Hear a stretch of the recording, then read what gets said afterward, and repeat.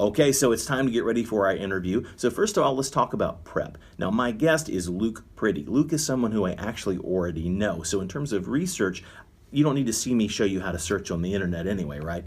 So what I will do is I will tell you the important things about Luke and what I did to prepare for this. So the first thing that I did is I know Luke through a common friend, and now Luke has actually been on my show in a regular episode of my podcast.